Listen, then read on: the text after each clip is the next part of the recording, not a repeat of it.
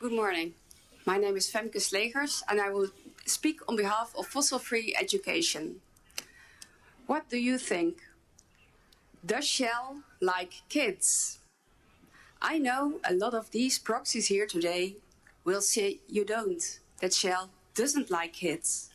But I put a lot of study in what Shell does for kids, and I know you do like kids. Generation Discover, Bright Ideas Hub, Make the Future, Eco Marathon, Petro-Pete. Shell does a lot for schools. Shell does a great deal for children. I would say it's also almost magic you pull on youngsters. Making Shell's part in fueling climate change disappear like poof. In Groningen, Shell teaches at elementary schools that gas extraction might cause a little tremor. At high schools, Shell teaches teenagers that the dangerous fossil fuel methane, also known as natural gas, is in fact the solution to climate change. Yet, the most stunning vanishing act you pulled at festival Generation Discover. At the festival, you invite kids to make a jigsaw puzzle of the energy mix in 2050. I was baffled by the outcome. According to Shell's puzzle, the world in 2050 still runs on 70% coal, oil and gas. Not 17%, 70. That's 70% more than the world agreed upon in Paris. So, at Generation Discover, in front of 1 million kids, you tried to make the Paris Agreement disappear. Poof. I asked your employee at Generation Discover why Shell would tell kids things that are so contrary to Paris. And this was his answer. He said, we want to give children a realistic version of the future. So, while their parents are investing in solar panels, Shell teaches their kids, oh, don't mind Paris. It's not realistic. Paris is in the realm of fantasy. Is that a blush on your face? Are you ashamed? You should be. This is not fully aligning your business to Paris. This is pumping up as much as you can pump up. This is fooling kids and society at a decisive moment in our history, making us believe there's no alternative and we need oil and gas for decades and decades to come. So, in your ideal future, who will be pumping the oil and gas?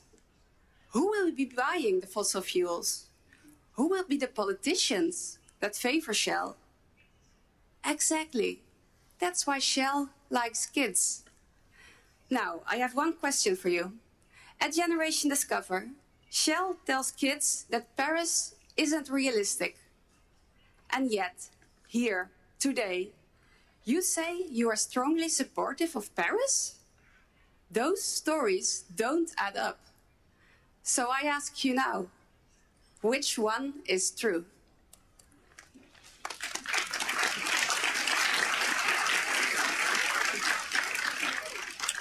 Ben, would you respond, please?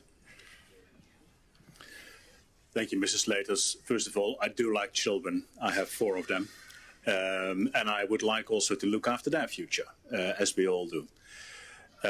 Indeed, we do like to encourage scientific, technical, engineering and mathematics subjects amongst children. We believe it is needed in society going forward, and we will be beneficiary of it if indeed people do choose these subjects to make their career and hopefully become also potential candidates to work for a company like us.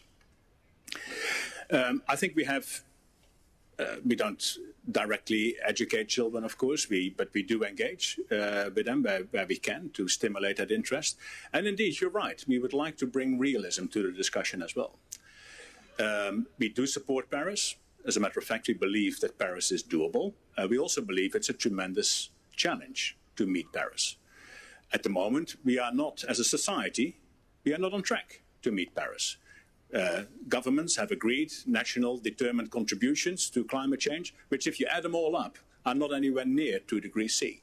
Still, we believe that society will put so much pressure on politicians that it will happen, that indeed the curve will bend, and that maybe in 5 or 10 years' time we will be on that trajectory downward. But it will be difficult to achieve that, partly simply because there is a lot of inertia in society, there's a lot of inertia in the energy system. $55 trillion of investment will have to be, in a way, rewired to create that downward trend.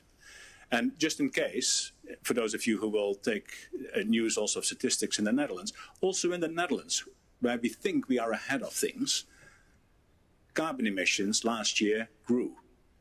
And that is not because of us, that is because of the choice that all consumers in the Netherlands made.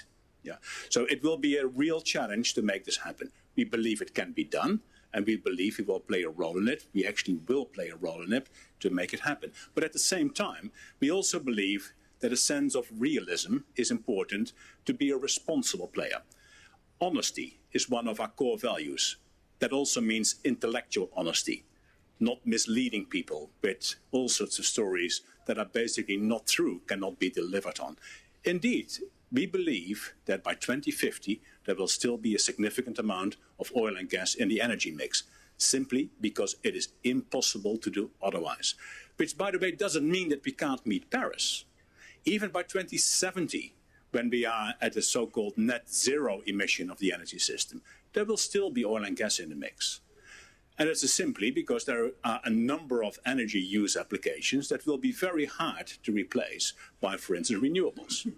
A lot of people mistake energy and electricity. A lot of people think as long as we have enough solar panels and wind power, we can be without fossil fuel. Well, imagine if we did all of this in one go in the Netherlands. We had 100% renewable electricity provision. Then we would have taken care of 17% of energy consumption. The other 83% would still be oil and gas, and yes, indeed, coal, because we just built a number of coal-fired power generation stations in this country. So we think all of this needs to change. It needs to be bent around, but it will take time to make it happen. We are in favor of working on that transition. We are in favor of policies that make these things happen, like putting a meaningful price on carbon. And we are ready to invest in those parts of the energy system that are needed to bring this transition about. So yes, indeed, I'm perfectly okay to say oil and gas will continue to play a role. And I hope it will continue to play a role, because otherwise, life as we know it will not be the life that we are facing in the future. But I also firmly believe that Paris is achievable, it will be difficult, and that we will play a role in achieving it.